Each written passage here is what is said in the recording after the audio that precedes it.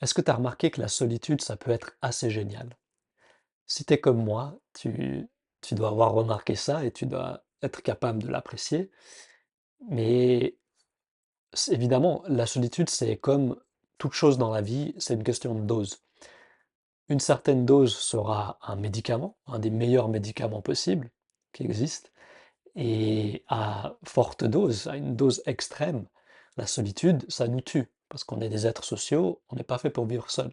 À moins d'être un yogi qui a vécu assez de vie en société et qui a juste envie de passer sa vie à méditer et qui est très bien qui vit très bien dans une grotte de l'Himalaya et voilà. Mais c'est des cas quand même rares. Et si tu es en train de regarder cette vidéo, c'est probablement pas ton cas, tu dois probablement pas être un yogi, évidemment parce que dans les grottes, il n'y a pas internet. Et je mets juste mes notes en face de moi pour que je sois un peu plus clair. Et donc, la solitude, elle est géniale à deux conditions. C'est que on ne se fuit pas soi-même. T'es pas dans une fuite, tu vois, quand tu es seul. C'est-à-dire que t'es pas dans la distraction. Si tu es seul, tu as des moments de solitude chez toi et que dans ces moments-là, tu es sur ton téléphone, tu es sur Internet, euh, tu vois, si tu es occupé, enfin, ça dépend de l'occupation, hein, mais c'est juste à toi d'être conscient, de remarquer que voilà, si tu es seul, tu pas en train de fuir ta propre présence. Bien sûr, quand je dis on peut être si tu sur YouTube et quand tu es seul, ça peut être, une fuite, mais ça peut aussi être si tu regardes ce genre de vidéo, tu vois, ça a un effet, c'est des médicaments. Je fais des vidéos qui sont censées être des médicaments, tu vois?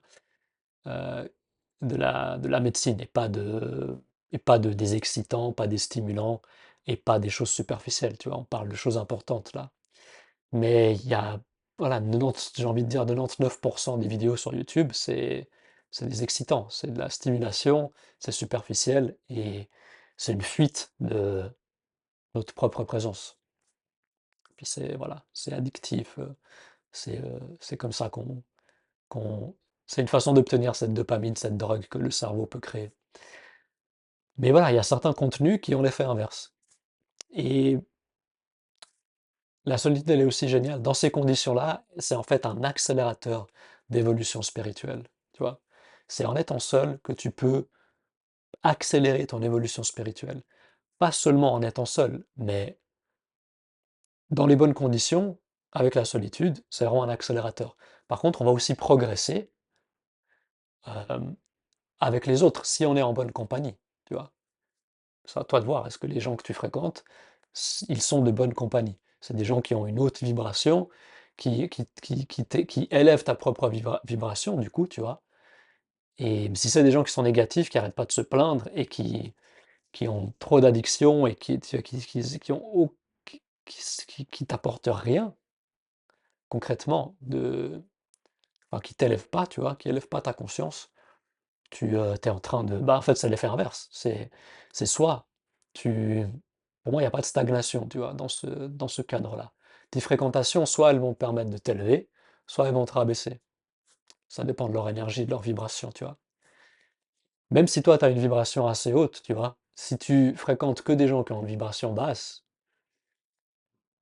si tu restes en leur présence, ils vont te pousser vers le bas. Pour moi, c'est assez évident. Hem, à moins qu'ils soient ouverts, tu vois? Et dans ce cas, peut-être ils ont une vibration plus basse, mais ils sont assez ouverts pour qu'en fait, ils soient sensibles à ta vibration haute et que, en supposant que ta vibration soit plus élevée, et du coup, ils vont être réceptifs et tu vas pouvoir les emmener plus haut. Mais c'est assez rare.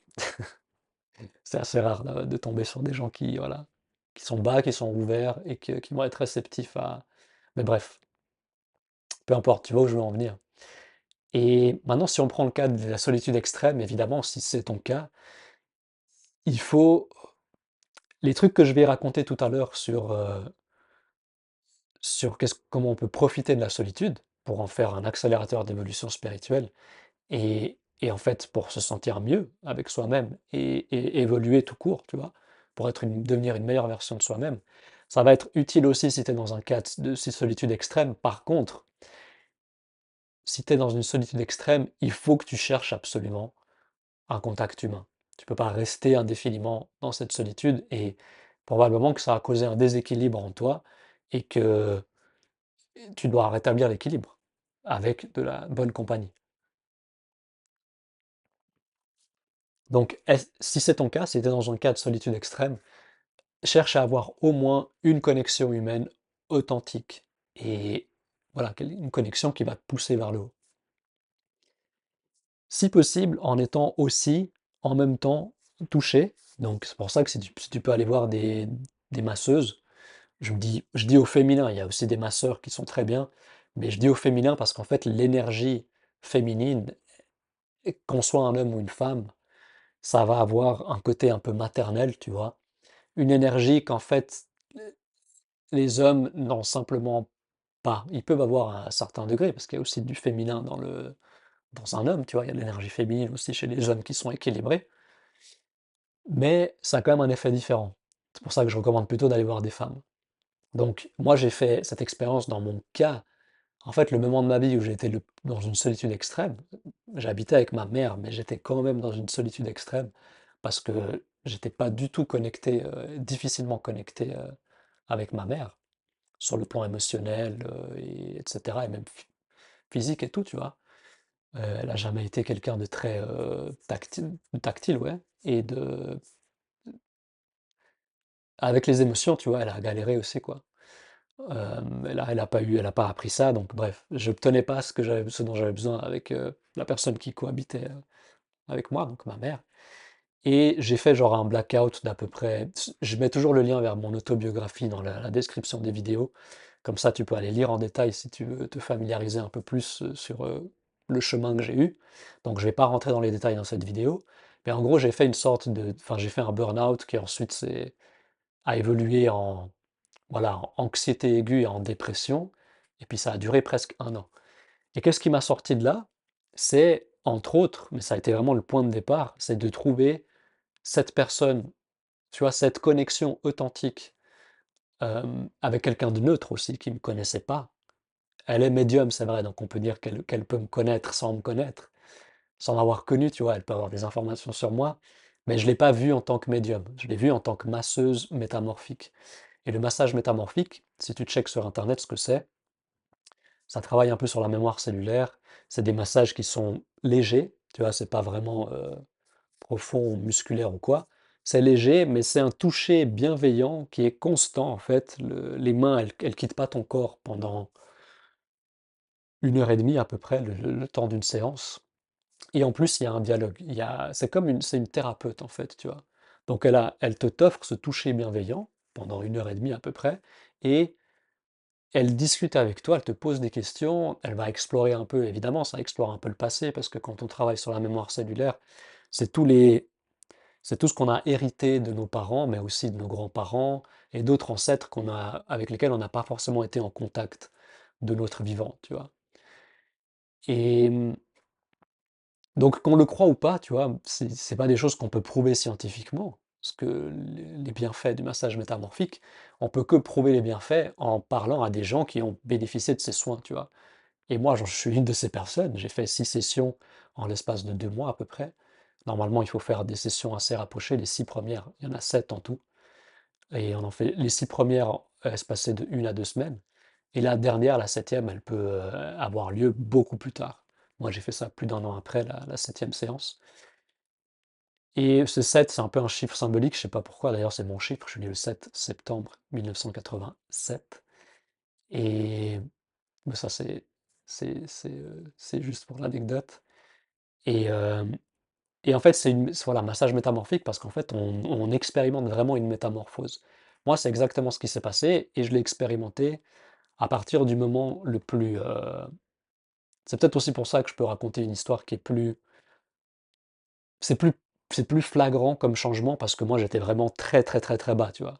Il y a des gens qui peuvent aller faire du massage métamorphique, ils sont pas au bas, ils n'ont pas touché le fond, ou peut-être ils ont touché le fond par le passé, tu vois. Donc le changement, il va être peut-être moins, il va être plus subtil. Moi, ça a été drastique parce que j'étais vraiment au fond du gouffre, tu vois. Et bref, sans rentrer dans les détails, quelque temps après, j'ai réalisé ça. J'ai réalisé, en fait, ça m'a fait énormément de bien. Et ça, c'est même sur le plan scientifique, si tu veux, on peut le prouver, hein, c'est pas compliqué à comprendre. le toucher, c'est simplement le toucher et cette relation authentique avec cette autre personne qui est neutre, qui n'est pas quelqu'un de la famille, qui n'est pas un ami, qui a aucun intérêt, enfin qui a pas d'attachement émotionnel envers nous, tu vois. C'est ça qui est intérêt, oui, un intérêt financier si tu veux, mais encore que tu sais que cette femme, elle était tellement généreuse elle m'a pas fait payer en fait, parce que j'avais pas d'argent en fait, elle savait que j'avais pas, enfin je me serais démerdé pour payer, hein. J'étais pas allé en lui demandant d'avoir des soins gratuits.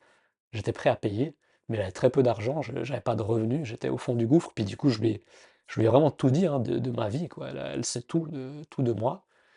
Et elle a eu ce geste de générosité. Elle m'a dit: «Bon, bah, si tu, enfin, tu pas, tu peux ne pas me payer, et puis tu me feras juste un retour écrit de ton expérience, de ce que ça t'a apporté», tu vois. Du coup, elle pouvait utiliser ça pour du marketing. Bref, tout ça pour dire du coup qu'elle avait pas un intérêt financier, elle, de faire ça. Enfin, en plus, ça prend tellement d'énergie, tu vois, c'est que c'est vraiment des gens qui se sentent appelés à. Ils n'ont pas le choix, en fait, c'est la vie qui les bouge dans cette direction, et elles ont ce don à offrir. Bref, ça c'était pour décrire le besoin essentiel quand tu es dans un cas de solitude extrême. Donc moi je l'ai vécu, je peux t'en faire part, tu vois, c'est authentique. Je suis pas un psy ou un psychiatre, tu vois, qui a jamais vécu de burn-out, qui a jamais eu d'anxiété aiguë, qui a jamais vécu d'épisode dépressif, et qui va t'expliquer en gros qu'est-ce que tu dois faire, tu vois. J'ai, ça peut aider, tu vois, mais et ils sont aidés surtout, moi je pense, les psychiatres les plus utiles et les psychologues les plus utiles, soit alors vraiment les plus utiles, c'est ceux qui ont vécu des épisodes de santé mentale affectés, plutôt graves, tu vois, donc un épisode dépressif vraiment long et profond, anxiété aiguë, ce genre de choses, tu vois, un burn-out. Eux, c'est les gens qui sont les plus à même de nous aider si nous on traverse ça, mais ils n'ont pas besoin d'avoir un diplôme, tu vois. Mais sinon, droit derrière, les psychiatres ou les psychologues qui sont les plus aptes à nous aider, à mon avis, c'est les plus vieux. Parce qu'en fait, ils ont accumulé, enfin, ils n'ont pas forcément eu l'expérience directe eux-mêmes de ces cas, ces différents cas qui auraient affecté la santé mentale d'un être. Par contre, ils ont travaillé, ils ont accompagné plein de gens, tu vois. C'est pour ça qu'une étudiante qui vient de qui vient d'avoir son master en psychiatrie ou en psychologie ou ce genre de domaine, pour moi, soit elle a un don en fait, et vraiment elle est du coup assez utile, mais si elle n'a pas vécu d'épisode grave au niveau santé mentale, elle fera pas le poids, quoi. Donc bref, ça c'est un peu pour donner des indications, ça peut t'orienter aussi, et c'est important si tu choisis d'aller trouver un thérapeute. Et moi, je dirais, essaie de trouver quelqu'un qui fait des massages métamorphiques. Vraiment, pour moi, c'est le truc le plus bénéfique. Mais après, il faut aussi que tu sentes que ce soit une thérapeute, que peu importe le domaine, massage métamorphique ou autre, ou alors vraiment une psychologue ou un psychiatre, une psychiatre. J'ai envie de dire là aussi, essaie de trouver les femmes plutôt. Mais dans tous les cas, quel que soit le domaine et ta démarche, il faut que tu sentes que c'est la bonne personne, tu vois. C'est pas une question de diplôme, et cetera, c'est genre tu lui parles. Tu sais, tu peux vraiment prendre un rendez-vous ou même au téléphone, s'il y en a qui sont disponibles au téléphone, tu leur dis: «Est-ce qu'on peut parler 15 minutes pour que je me rende compte si je fais un bon investissement d'investir mon temps et mon argent avec vous?» Tu vois? Et et au moins tu es sûr que tu pars sur des bonnes bases, parce que ça peut être très dur de trouver les personnes adéquates. Surtout dans le domaine médical occidental où en fait il y a énormément de gens qui sont dans ce domaine juste intellectuellement, tu vois?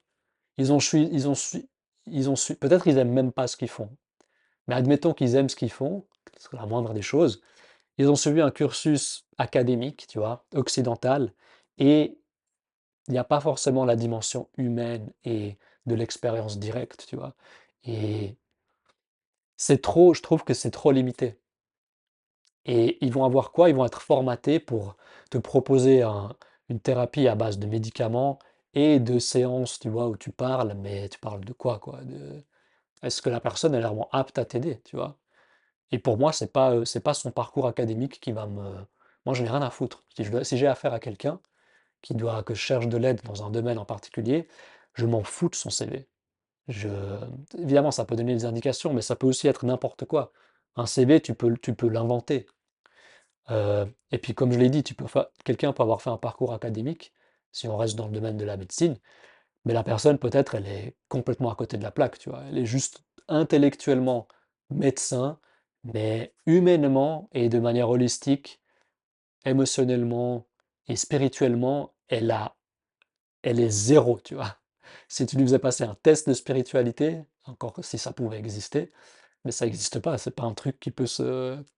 La spiritualité, tu vois, ça se développe à travers l'expérience de vie, à travers la solitude, à travers certaines rencontres, à travers, oui, peut-être certaines études de trucs plutôt ésotériques qui sont pas vraiment, qui commencent à se répandre en Occident, mais qui sont pas originaires d'Occident, tu vois.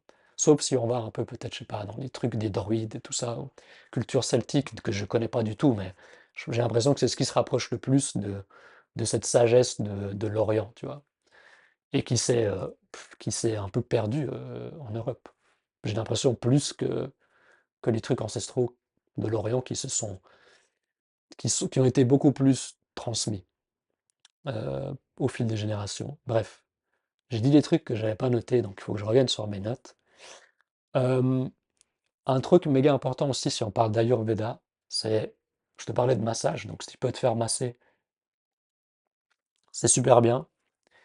Et pour les gens qui sont un peu comme moi, maigres, minces, tu vois, des constitutions Vata, on est plutôt les types nerveux. On a un système nerveux qui est beaucoup plus sensible. Ça concerne les hypersensibles aussi, c'est un peu la même chose. Le massage, ça va être encore plus important. C'est pour ça que moi, j'ai décidé d'investir dernièrement dans le massage, d'aller me faire masser une fois par mois. J'ai une femme super adorable qui est extrêmement passionnée par ce qu'elle fait. Et massage ayurvédique. Donc je lui dis ce que je suis en train de traverser, aussi si j'ai des douleurs chroniques, comme je peux en avoir des fois. Enfin, des fois, c'est chronique, mais voilà, qui sont assez, qui m'accompagnent, qui sont un peu persistantes, mais ne sont pas toujours là. Et bref, elle m'aide en fonction de tout ça. Et c'est extrêmement, tu vois, si tu te fais masser une fois par mois pendant 1 heure, voire plus, c'est un énorme support pour ta santé globale, mentale, physique, tu vois. Et le toucher, c'est méga important. C'est extrêmement important. On reçoit, tu vois, de ça calme le système nerveux, ça aide à l'ancrer, tu vois. Mais c'est évident, tu vois, un bébé aussi, pourquoi il a besoin, c'est pas juste parce qu'il est incapable de survivre seul, mais c'est extrêmement rassurant pour le bébé qui est extrêmement sensible par défaut aussi, tu vois, plus sensible qu'un adulte.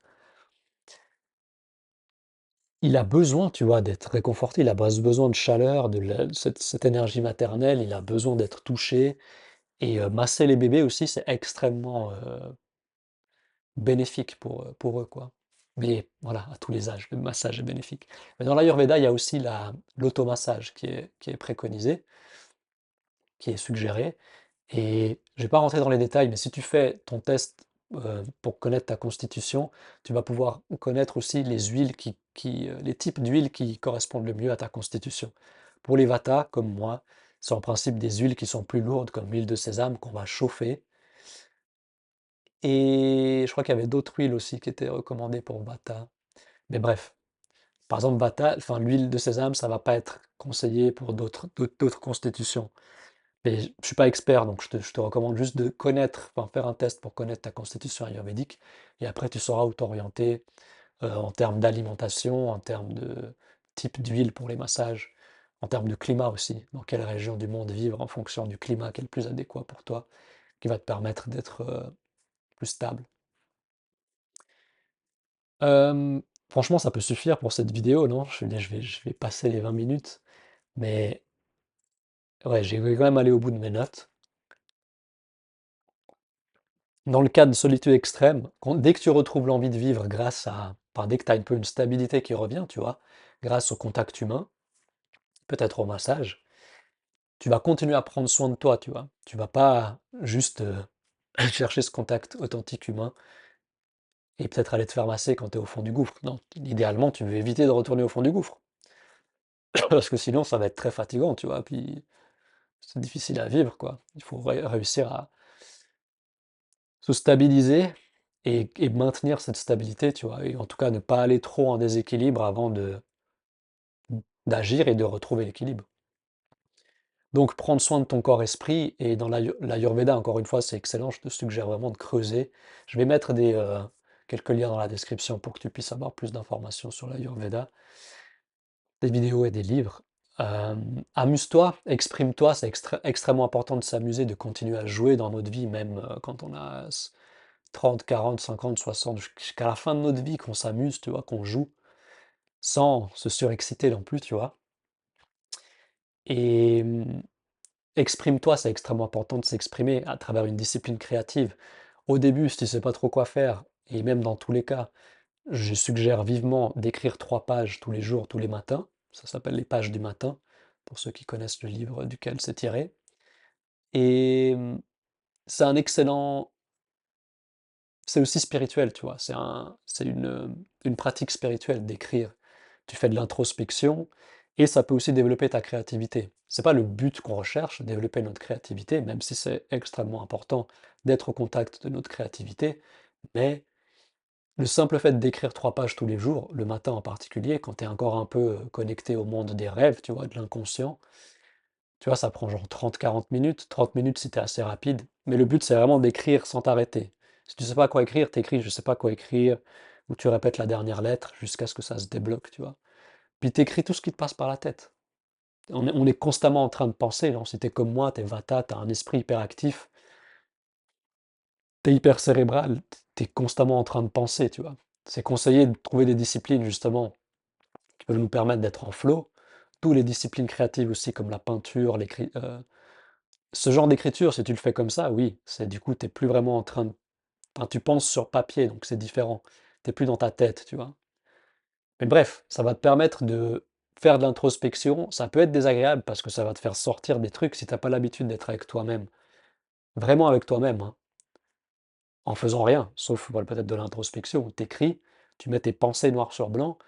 Ça peut être désagréable parce qu'il y a des trucs qui vont remonter qui sont désagréables, auxquels t'as pas fait face. C'est ça que tu fuyais à chaque fois que t'étais dans tes addictions, quelles qu'elles soient. Que ce soit d'être addict à la bouffe, être addict au travail, être addict à écouter de la musique à plein volume, être addict à tout type de substance, tu vois. Internet, tu fuis l'inconfort en fait, et c'est compréhensible, hein, on l'a tous fait, on le fait tous jusqu'à un certain point. Tu fuis l'inconfort de ces émotions, ces trucs qu'il y a en toi, tu vois. Mais si tu te poses tous les jours pour écrire 3 pages, tout ça, ça va remonter. Donc oui, ça va être désagréable jusqu'à un certain point, mais ça fait sortir les choses. Ça répond à la vidéo que j'ai fait tout à l'heure sur, c'était quoi? Je suis triste, pareil, tu vois, tu crées de l'espace. D'ailleurs, je faisais la même suggestion par rapport à l'écriture. Bon, j'aimerais rester en dessous de 30 minutes, mais j'ai pas envie de m'arrêter s'il y a des choses importantes à dire encore. Voilà, tu mets à profit la solitude aussi, avec les choses que je viens de te dire, en fait, en étant vraiment avec toi-même. Et puis aussi, tu fais confiance, si tu es toujours dans une solitude, tu vois, qui est assez importante. Idéalement, tu as trouvé cette connexion, comme je t'ai dit. Tu fais confiance à la vie, à Dieu, à l'univers qui s'occupe de toi, tu vois. La Terre, elle tourne, elle n'a pas besoin d'avoir la volonté de tourner, tu vois. Il y a une force plus grande que la Terre, si on veut, donc forcément beaucoup plus grande que nous, qui fait tourner le monde. Littéralement, elle fait tourner la Terre sur elle-même, autour du Soleil, et elle gère la nature, tu vois. Et elle gère aussi notre vie. Donc il faut faire confiance. Si tu es dans une phase de vie où tu as beaucoup de solitude, mets cette solitude à profit, accélère ton évolution spirituelle. Et évidemment, reste pas dans l'isolement. Je t'ai déjà expliqué ces choses tout à l'heure. Tu peux aller suivre aussi enfin, il faut sortir un peu de chez soi aussi à un moment donné, hein. À moins que tu sois vraiment immergé dans un projet créatif, contributif. Par exemple, tu fais une chaîne, tu fais des vidéos, tu vois. Puis du coup, tu es en train de contribuer, tu es dans le flow. Mais même moi, tu vois, je pourrais pas faire ça à 100%. Il faut que je vois des gens à un moment donné. Il faut que je sois touché, il faut que je puisse toucher des gens, que je puisse prendre les gens dans mes bras, tu vois. C'est important. C'est c'est tellement important pour la santé mentale, tu vois. Et du coup, physique aussi et globale. Euh, mais voilà, suis tes centres d'intérêt, va suivre des cours, va faire des cours de tango si c'est un truc qui t'intéresse, tu vois. Va voir des expos et voilà, tu seras au milieu des gens et rien que d'être déjà au milieu des gens dans un musée, autour, il y a des gens qui sont sur le même, qui sont là dans ce musée pour les mêmes centres d'intérêt, tu vois, à moins qu'on les ait forcés à venir, ben, tu vois, ça crée, il y a une énergie spéciale et tu peux faire des rencontres du coup de manière organique avec des gens qui apprécient les mêmes trucs que toi. Euh, Comme j'ai dit, évite les personnes toxiques, absolument. Tu fais un peu le tri dans ta vie, tu t'éloignes les personnes qui sont toxiques et qui n'ont pas une vibration haute. Et si tu as seulement une personne avec qui tu vibes, tu vois, qui est sur la même longueur d'onde ou qui est même plus haut que toi en termes de vibration et qui t'inspire, tu vois, que tu sens que ça t'élève, quoi, quand tu passes du temps avec elle, une personne, ça peut vraiment suffire. Au pire des cas, tu viens sur cette chaîne, moi je suis là, je vais poster des vidéos régulièrement et j'offre des consultations aussi, mais j'espère que les vidéos suffisent déjà à faire le taf. Et j'ai envie de faire aussi on peut appeler ça des satsangs, mais j'aime bien appeler ça aussi des cercles de parole. Donc voilà, c'est des choses que je propose, tu peux checker les liens dans la description de la vidéo.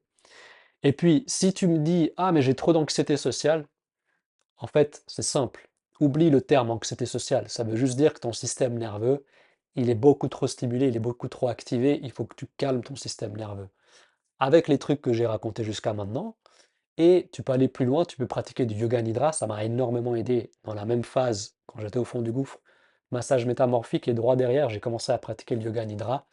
Méditation guidée, couché, tu vois, tu n'as même pas besoin d'être assis, ce qui peut être assez désagréable assis, mais tu es couché sur le dos, tu as une méditation guidée, et à cette époque-là, quand j'ai récupéré grâce à ça notamment, et le massage métamorphique, je faisais des fois jusqu'à 2 heures par jour, tu vois. Je ne pouvais rien faire d'autre tellement j'étais anxieux. Je pouvais voir personne, ou c'était très, très difficile de voir des gens, et très peu de gens que je m'autorisais à voir. J'avais l'impression que j'allais mourir à chaque instant, tu vois, dans cette phase. Tellement mon système nerveux, il était suractivé. Donc, tu vois, typiquement là, j'avais de l'anxiété sociale aussi, mais à 1000%. Et, et bref, le yoga nidra, extrêmement précieux, relaxation profonde. Si tu as de l'anxiété, quelle qu'elle soit, que tu appelles ça anxiété sociale, peu importe, calme ton système nerveux. Reste seul le temps qu'il faut, parce qu'effectivement, les gens avec leur énergie et l'agitation, ça peut te exacerber en fait encore ton agitation à toi. Mais donc calme-toi. Et dès que tu te sens assez calme, ou presque même en parallèle, idéalement tu fais du yoga nidra, tu vas faire un massage métamorphique une fois par semaine, toutes les 2 semaines, et tu vas voir que ça, tu vas renaître. Et c'est extrêmement important d'arrêter l'overstimulation. Si tu passes ton temps, si tu as de l'anxiété sociale, mais que tu passes ton temps à regarder des trucs excitants, que ce soit que tu sois addict au porno, à des films violents, euh, à, à des trucs stimulants, tu vois, avoir des shots de dopamine en regardant plein de vidéos qui t'apportent rien mis à part cette dopamine, sur YouTube, sur Instagram, sur TikTok, ça tu dois arrêter. C'est genre le pire truc que tu puisses faire. C'est pas ça qui va t'aider à aller rencontrer des gens, quoi, ou avoir une vie normale. La nourriture aussi, c'est méga important, je vais pas rentrer dans les détails. Fais ton chemin dans l'Ayurveda et tu vas pouvoir optimiser aussi ton régime alimentaire en fonction de tes besoins propres à toi, ta constitution, qui dépendent aussi des fois de la saison. Évite le sport excessif, évite la musique trop forte et trop stimulante. C'est à toi de savoir qu'est-ce que tu fais. Tu fais une liste de tous les trucs que tu fais, tu regardes quelles activités que je viens de lister sont en fait trop stimulantes pour mon système nerveux, tu vois.